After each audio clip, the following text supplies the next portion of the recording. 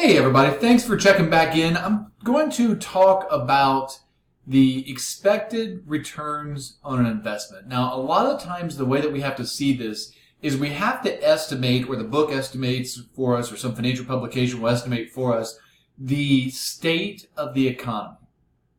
Along with the estimation of the state of the economy, there's some type of probability of it happening, right? So there's a 50% chance the economy is going to be good. There's a 50% chance the economy is going to be bad.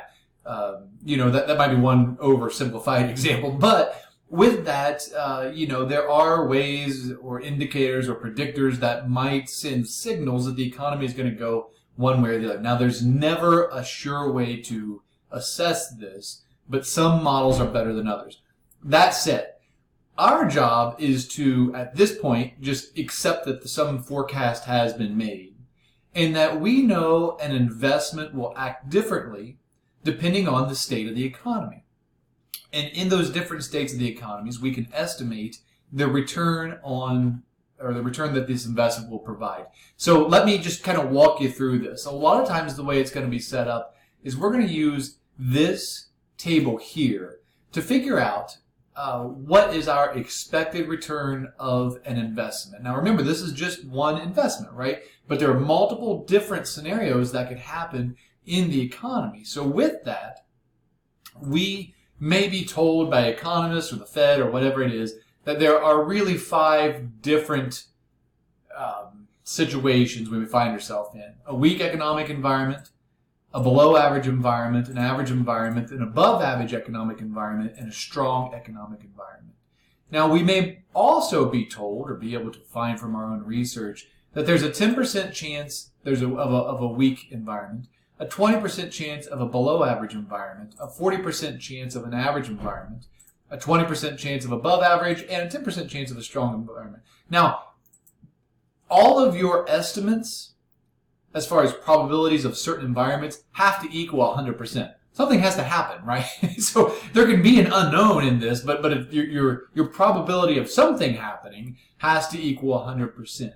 Now, a lot of times we'll be given this, in kind of the field we're working in right now, and we'll also be told that given some economic condition, the investment will return X. So in this case, given a weak economic condition, this investment is going to return 30% or a negative 30%, so it'll lose 30% of its value.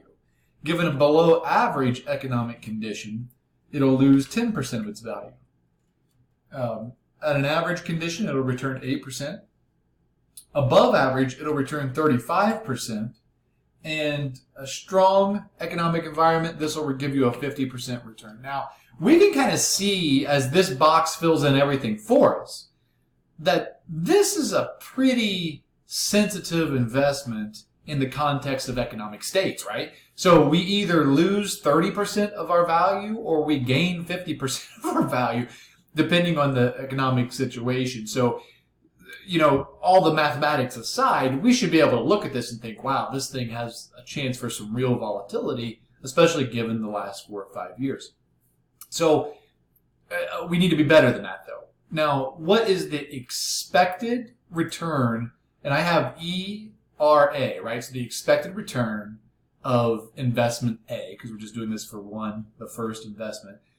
The expected return is 10%. So given these economic states, given the probabilities of the economic states, and then given the performance in each economic state, we can use, and you can just kind of see here, I'll leave this highlighted, you just multiply the probability of the state by the return if that state was to happen.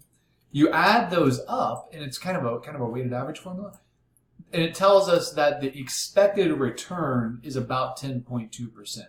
That's half the story, though, right? Because think about flipping a coin. If I bet you $500,000 that a coin is going to land on heads, if we use this formula, there's a 50% chance you'll win $500,000. There's a 50% chance you'll win 0, right? So if we use this formula by itself, that would say that your expected return on the coin toss is $250,000. It can't happen. So we need to build context around this. And we can use standard deviation and again, I labeled all of this, but the box really does the math for you. We can use standard deviation, in this case it's 22.95%, to see there's some real volatility here. If we only go one standard deviation out, and your chart representing standard deviation measurements is here, this represents the standard deviation measurement, not the actual findings of the investment. But this shows us that between -1 and 1 standard deviations, 68% of our data, right, 68% of our outcomes are going to fall somewhere in this area. So really what we can see is that there's a pretty high likelihood that we are going to fall within 1 standard deviation either side of the average, right? So what that tells us is that our investment return, although expected to be 10.2%, our return on investment is really likely to be somewhere between a 33% return and a negative 12% return. That doesn't tell us much, right? So 0 is in there to begin with, obviously, but that's a long stretch. That's not really informative. So even though the projected outcome is 10.2%, we can learn that this investment really has a lot of volatility, and has a long range of returns built into just 1 standard deviation. I hope this was helpful. Thanks.